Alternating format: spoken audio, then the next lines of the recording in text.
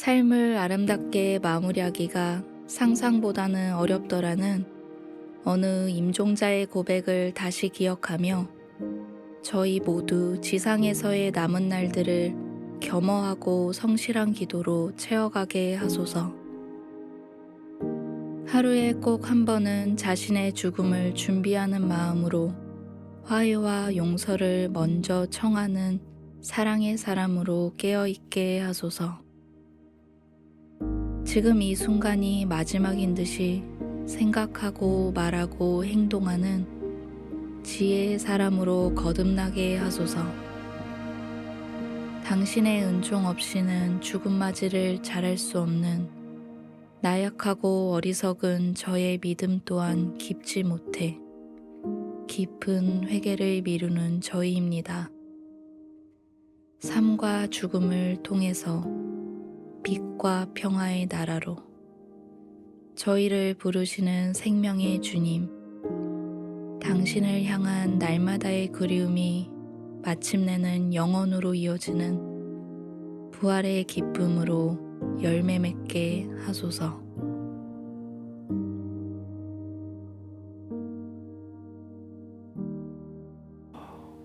우리 예수님의 부활주일을 맞이했어요. 무덤에 죽어서 누워있는 그 사람들, 그들이 정말 학수고대하는 것은 다시 살아나는 부활이라는 그 단어가 너무나 그리울 거예요. 죽은 자뿐만 아니라 앞으로 우리도 이제 그 길을 가야 할 텐데, 죽음을 앞두고 있는 모든 사람들에게 가장 소망적인, 가장 듣고 싶은 소리는 부활입니다. 예수님이 부활의 첫 열매가 되셔서 우리 앞에 보여주신 그 예수님 때문에 우리도 장차 죽어도 사는 그 부활의 영광을 덧입게 될 것입니다. 오늘은 예수님의 부활주일이에요.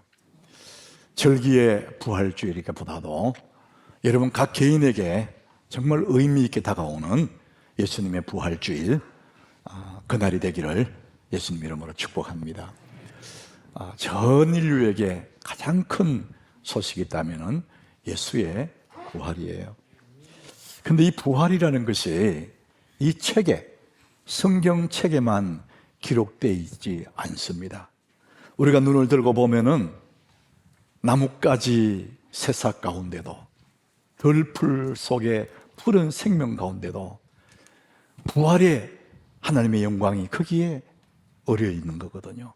로마서 1장 20절에 보니까 창세로부터 그의 보이지 않는 것들, 곧 그의 영원하신 능력과 신성, 하나님의 살아계심, 그 부활의 능력이 그가 만드신 만물에 분명히 보여 알려졌다 그랬습니다.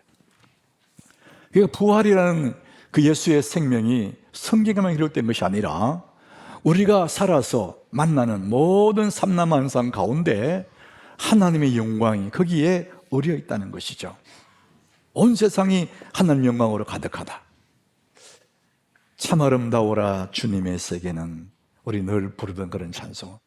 아침 해와 빛나는 밤하늘, 흐르는 시냇물, 불어가는 바람결에도 우리가 믿음의 눈을 들고 보면은 거기에 하나님의 살아계심과 부활하신 주님을 느낄 수 있는 영원하신 하나님의 영광이 거기에서도 우리가 느낄 수가 있는 것이죠. 그래서 온 세상은 하나님을 드러내는 하나님의 픽처예요. 믿음의 눈으로 보면 그렇다는 것이죠. 우리는 이렇게 온 세상에 하나님의 영광으로 가득 찬 세상에 살면서도 연약한 인간인지라 늘 주저하고 불안해하고 걸림돌에 넘어지지 않습니까?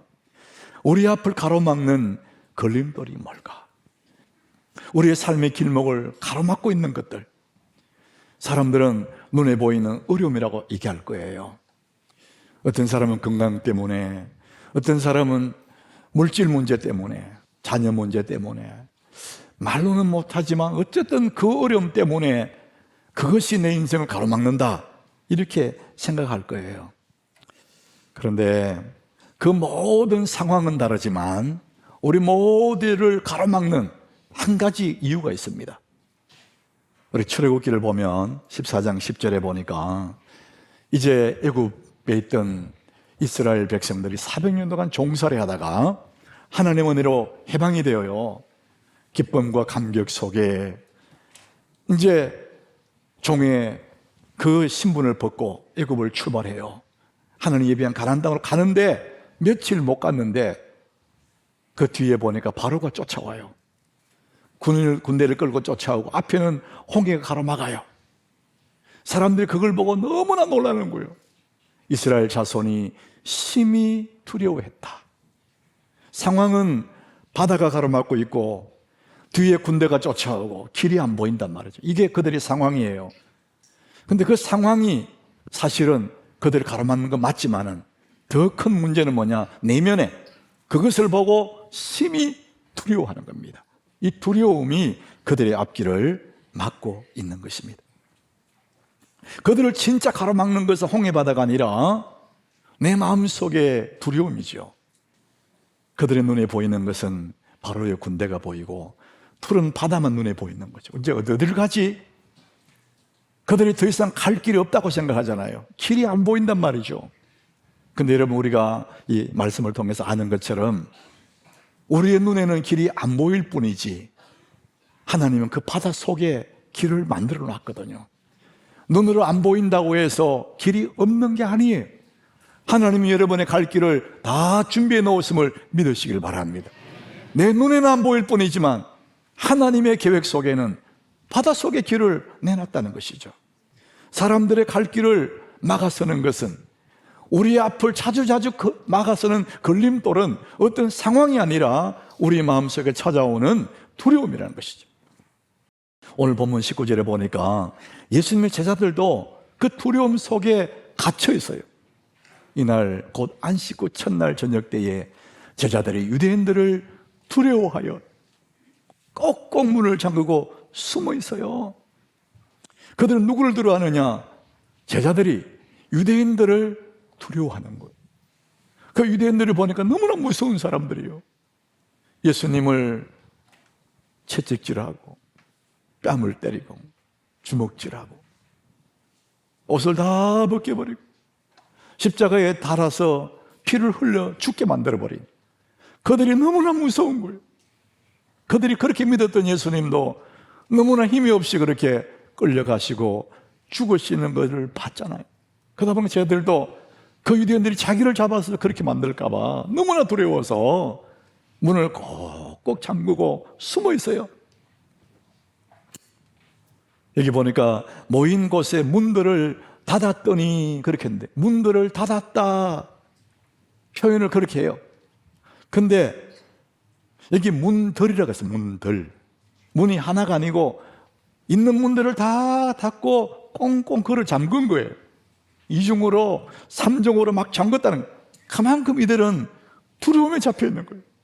그러니까 두려움에 잡혀 있으니까 할 수 있는 일이 아무것도 없어요. 우리가 금요일 날 금요 OTN을 마치고 집에 가면 그 시간에 TV를 켜면 꼭 그 EBS에 새나개라는 게 해요. 새나개. 세상에 나쁜 개는 없다. 그걸 줄여서 새나개. 저는 잠시 꼭 그거를 보거든요. 제가 강아지를 키우지는 않지만은 이전에 키웠던 강아지가 늘 생각이 나서 그 새나개를 이렇게 봅니다. 다양한 형태의 개들이 이제 등장을 해요. 거기 보니까 어느 날 제가 봤던데 그 개가 제법 큰 개, 집안에 키우는 게 아니라 큰 개예요. 이 큰 개가 주인의 사랑을 받고 그렇게 살다가 어느 날 주인이 그 개를 버려버렸어요. 버림받았어요. 버림받은 개는 갈 곳이 없잖아요. 그래서 어느 산기슭에 버려진 컨테이너 그 밑에서 웅크리고 사는 거예요. 근데 배는 고프니까 주인이 주지 않으니까 사람들이 인적이 드물 때 골목을 서성이면서 쓰레기통을 뒤져서 겨우 배를 채우고, 그리고 그 컨테이너 속에 웅크리고 이렇게 사는 거예요. 사람에게 상처받은 그 눈빛이요, 제가 보는 너무 슬프더라고요. 버림받은 그 눈빛을 보니까 너무 슬퍼요. 그래서 이제 그 개를 마음씨 좋은 젊은 부부가 입양을 했어요. 그 큰 개인데도 이 젊은 부부는 집안에다가 이렇게 곱게 대우를 하는 거예요. 얼마나 사랑을 해주는지. 그런데 버림받던 그 개는요, 주인의 보살핌을 멀리해요. 두려워하는 거예요. 또 버림받을까봐. 눈빛을 보니까 너무 슬프고 너무 두려워하는, 경계하는 눈빛이에요. 맛있는 거 줘도 안 먹어요. 주인이 없어져야 그 집안에 가서 그걸 먹고, 주인 오면 집안 들어가 버리는 거예요. 자기 계집에. 주인에게 버림받은 그 개는 마음을 꽁꽁 닫아버린 거예요. 오늘 제자들이 지금 마음문을 꽁꽁 닫아버린 거예요. 세상이, 우리가 살면서 사람들이 두렵고 세상이 싫어서 마음문 닫고 사는 사람은 너무나 많아요. 몇 번 실패하고 몇 번 사람들이 상처받고 나면 세상이 싫은 거예요. 그래서 마음문을 콕 닫고 그 안에 사는 거예요. 자기 속에 갇혀서 사는 겁니다. 희망도 안 보이고 그저 세월만 보내고 사는 거예요. 세상에 봄이 오고 이렇게 향기나는 꽃들도 만발해도 좋은 게 안 보여요. 슬퍼요. 외로워요. 왜? 마음문을 닫아버렸기 때문에. 문을 꼭 잠그고 그 안에서 외롭게 힘들게 살아가는 겁니다. 그 힘들고 외로운 그 꽁꽁 문을 닫은 그 자리에 부활하신 주님이 찾아오십니다. 우리 다시 19절을 한번 같이 읽어보겠습니다. 우리 같이 읽습니다. 이날 곧 안식 후 첫날 저녁 때에 제자들이 유대인들을 두려워하여 모인 곳에 문들을 닫았더니 예수께서 오사 가운데 서서 이러시되 너희에게 평강이 있을지어다. 문을 꼭꼭 닫았어요. 그런데 문도 열리지 않았는데, 문은 여전히 닫혀 있는데 예수님이 그 속에 탁 나타나시는 거예요. 얼마나 놀랐겠어요. 사람들은 문을 열고 들어와야 되는데 문은 여전히 잠겨 있고 닫혀 있는데 부활하신 주님이 오셔서 하시는 말씀이 너희에게 평강이 있을지어다. 두려워하는 사람에게 가장 필요한 것이 있다면 마음에 평강이죠. 어떤 맛있는 음식을 기다리는 거 아니에요. 그런 거 아무리 줘도 그 두려움은 사라지지 않을 겁니다. 그런데 부활하신 주님이 오셔서 너희에게 평강이 있을지어다. 주님 보는 순간에 그들의 마음의 두려움들이 다 사라져버리는 겁니다. 예수님은 오셔서 평안을 가지고 오십니다. 그 21절에도 보면 주님이 너희에게 평강이 있을지어다. 따라합시다. 너희에게 평강이 있을지어다. 예수의 그 평강은 모든 두려움을 한순간에 몰아내 버리는 거예요. 그 부활의 주님이 그들에게 찾아와서 평안을 선언하십니다. 요한복음 14장 27절에 예수님이 이렇게 말해요. 평안을 너희에게 끼치노니 곧 나의 평안을 너희에게 주노라. 내가 너희에게 주는 것은 세상이 주는 것 같지 아니하니 너희는 마음에 근심하지도 말고 두려워하지도 말라. 여러분의 평안이 있기를 축복합니다. 그래서 유대인들에게 그들은 인사가, 우리는 안녕하세요 이렇게 하잖아요. 그들은 샬롬 그런답니다. 그들 인사가 샬롬. 우리 인간에게 가장 필요한 것이 샬롬, 평안이거든요. 우리나라 사람들의 인사는 옛날에 우리 어릴 적에는 아침 드셨습니까? 점심 때는 점심 드셨습니까? 저녁에만 저녁 드셨습니까? 이렇게 물어요. 그게 인사예요. 워낙 못 먹을 때니까 입에 발렸어요. 아침 드셨어요? 안 먹었으면 줄 거냐고. 근데 그냥 이렇게 말을 해. 근데 요즘은 안녕하십니까? 이렇게 밥 먹었냐 묻는 그 인사는 잘 없어요. 요즘 안녕하시냐고. 그 안녕도 따지보면은 마음이 평안이잖아요. 샬롬이거든요. 밥 한 그릇은 잠시 어려움을 잊을 수 있겠지만 여러분 진정한 평안이 인간의 마음에 자유를 주는 거거든요. 예수님이 너희에게 평안이 있을지어다 이렇게 말씀합니다. 우리 교우들이 삶의 여정 속에 얼마나 어려움이 많겠어요. 참 염려도 많고 걱정도 많고 두려움도 많을 거예요. 세상에 그런 무거운 짐을 지지 않는 사람 누가 있겠어요? 이 목사도요, 참 그런 마음의 곤욕을 치를 때가 너무 많아요. 답답하고 앞이 두렵고 미래가 두려울 때가 많아요. 그럴 때는 제게 에너지가 안 나와요. 힘이 안 나와요. 힘이 나와 일을 하는데 이런 상태를 번아웃이라 하잖아요. 탈진했다. 그럴 때는 뭘 할 수가 없어요. 너무 외롭고 쓸쓸하고 혼자 버려진 것 같은. 그럴 때는 뭘 맛있는 걸 먹어도 두려움이 사라지잖아요. 친구 들어가면 떠들고 뭐 커피를 마시고 약간은 도움이 되겠지만 그 또한 두려움을 없애주지를 못해요. 어떤 거라도 탈진한 그 마음이 사라지지 않더라고요. 그 목회 여정 속에 간혹 그런 게 찾아오는 거예요. 저는 그럴 때마다 새벽에 주의 전에 올라와서 하나님 앞에 엎드리는 거예요. 그때 하나님이 내 마음에 말씀으로 찾아와요. 조용히 찾아와요. 아들아, 두려워하지 마라. 내가 너와 함께 있다. 그런 느낌이 올 때 그보다 더 큰 위로가 없는 거예요. 내가 너와 함께 있을게. 너 뭐가 그리 힘드니? 내가 너와 함께 있잖아. 그럴 때 마음에 위로가 돼요. 그러고 어느 때는 하나님 위로 앞에 머물러 있을 때 하나님의 그 증거로 이제 개인적인 경험이지만 밝은 빛을 이렇게 비춰주시더라고요. 빛 가운데 이렇게 가만히 있는데 하나님의 빛 가운데 머물리는 그 순간에 내 마음의 그 모든 외로움과 슬픔과 두려움들이 안개처럼 싹 사라지는 거예요. 이런 순간들이 한두 번이 아니에요. 하나님의 평안이 위에서 쭉 내려오는 것 같은.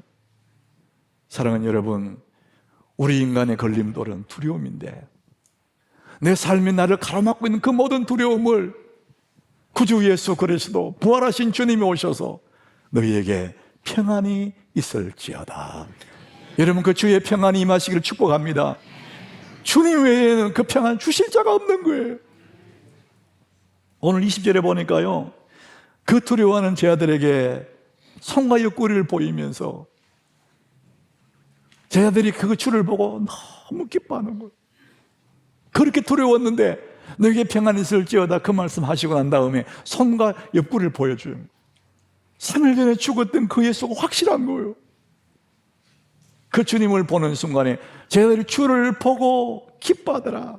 그냥 짧게 기뻐하더라 이렇게 했는데요, 이 원어에 보면 너무 좋아가지고 기뻐 막 날 뛰었다는 거예요. 너무 좋아가지고.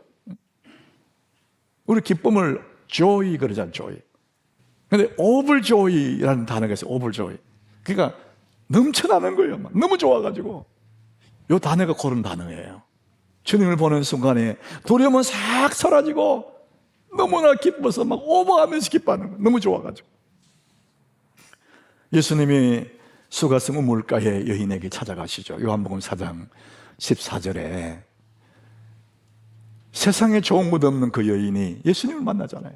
예수님이 하시는 말씀이 내가 주는 물을 마시는 자는 영원히 목마르지 아니하리니 내가 주는 물은 그 속에서 영생하도록 솟아나는 샘물이 되리라.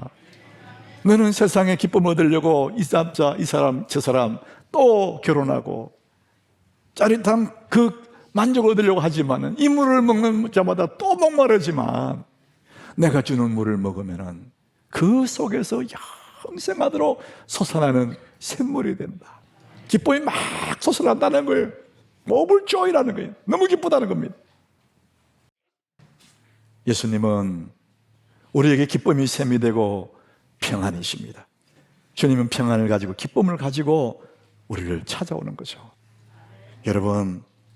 여러분들 지금 어떤 두려움에 붙잡혀 있으십니까? 직장에서 여러 가지 얽히고 설킨 문제 때문에 그냥 그 두려움, 야 나는 어떡하지?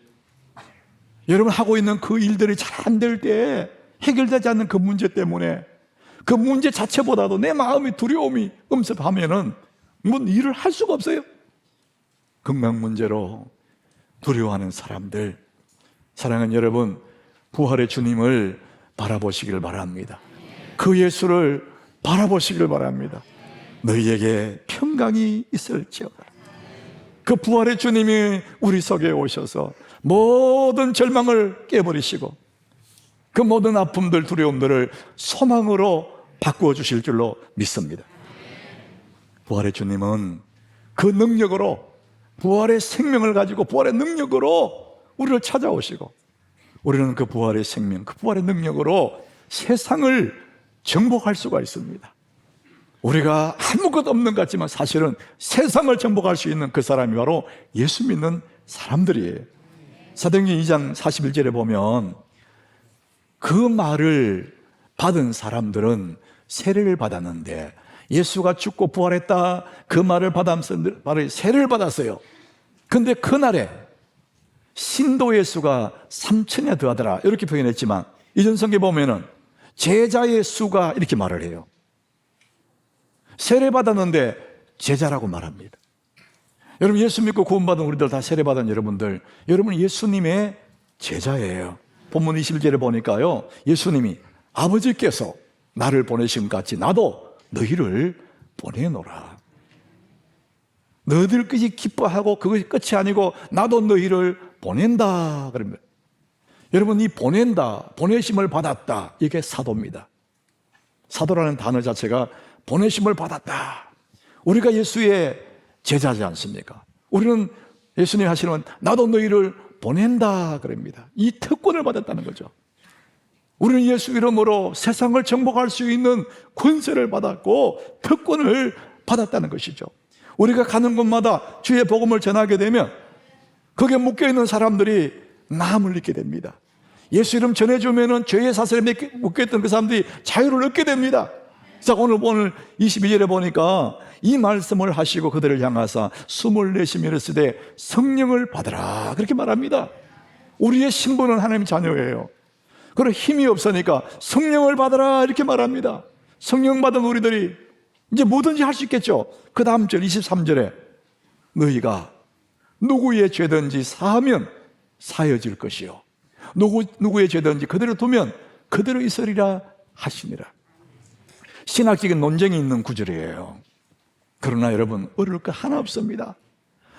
예수의 제자된 내가 성령의 권능을 덧입고 나가서 예수의 복음을 전해주면, 예수님이 부활하셨습니다 전해주면 그 죄의 권세에 있던 그 사람이 그 죄를 용서받고 살아난다는 것입니다.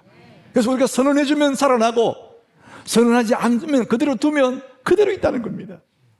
우리에게 예수님이 너희는 나가서 이런 일을 하라는 거죠. 나도 너희를 보낸다 이렇게 말씀하십니다. 우리나라가 슬픈 비극이 역사가 있는 그런 민족이지 않습니까? 일본에 36년 동안 일본의 압제 속에 살았어요. 우리는 그때의 그 슬픔들을 우리는 몰라요. 경험하지 않았기 때문에. 그 역사의 문헌들을 보고 아는 것이죠. 나라 없는 민족의 서러움을 우리는 역사를 보고 교훈을 받아야 되는 것이죠. 1945년 8월 15일 날 해방이 되었는데 1945년 8월 15일 정오에 그날에 일본 천황 히로히토가 항복을 선언을 해요. 이제 우리가 졌습니다. 항복하는 방송을 전 세계를 향해서 선언을 했어요. 일본이 항복하는 그 순간에 일본의 지발에 있던 모든 고통당하는 사람들이 이제는 자유를 누리게 됐어요. 이제는 더 이상 지배를 안 받아요. 그래서 강제징용으로 끌려갔던 사람들, 전쟁에 잡혀갔던 사람들 다 이제는 자유의 몸이 되어서 고향으로 돌아갈 수가 있는 것이죠. 자유가 선언됐으니까. 그런데 그 사실을 모르는 사람들은 숨어 있습니다. 여전히 두려움 속에 숨어 있는 거예요. 수많은 사람들이 동남아 열도 밀림 속에 숨어서 사는 사람들이 많이 있을 때입니다. 종전은 되었고 이제는 다 자유할 수 있는 고난을 받았는데 그것을 모르면은 깊은 산 속에서 두려움 속에 사는 것입니다. 이것이 우리가 사는 이 시대도 똑같습니다. 우리의 인간, 최초의 인간 아담과 하와가 하나님께 범죄했지 않습니까? 그래서 인간은 반드시 죽을 죄인이 된 거죠. 그런데 모든 인간의 그 죄를 예수님이 다 짊어지고 유월절 어린 양으로 십자가에서 우리의 죄를 다 거기서 주님은 다 없애버렸거든요. 그래서 죽으시고 무덤에 들어가셨다가 3일 부활하셨어요. 그래서 우리의 모든 죄는 이제는 사라진 거예요. 하나님과 화평을 이루었어요. 우리는 예수님이 이것을 선언하셨는데 여러분 이 사실을 모르면은 여전히 죄 중에 살아가는 것이죠. 성경은 죄 아래에 있다 이렇게 말합니다. 예수님은 참 자유를 선언했는데 그것을 모르니까 여전히 죄 가운데 사는 것입니다. 사랑하는 여러분, 우리 예수님이 부활하셨습니다. 그 부활의 능력은 아담으로부터 내려오는 저주의 유전자를 끊어버리는 거예요. 태어날 때부터 사람들은 죽음이라는 씨앗을 가지고 있거든요. 아담의 후예들은. 근데 예수님이 죽으심으로 그 죄의 유전자를 잘라내버린 것이죠. 그래서 부활의 능력이 이제는 내 속에 들어오면은 죽음의 씨앗을 가진 우리들이, 저주의 씨앗을 가진 우리들이 이제는 영원한 생명을, 부활의 생명을 내 속에 품고 살아갈 수가 있는 것이죠. 여러분은 죄의 유전자에서 해방되고 영원한 부활의 생명을 가진 그런 사람인 줄 믿으시기를 바랍니다. 우리는 부활의 씨앗을 가진 사람들이에요. 부활의 능력을 가진 사람들입니다.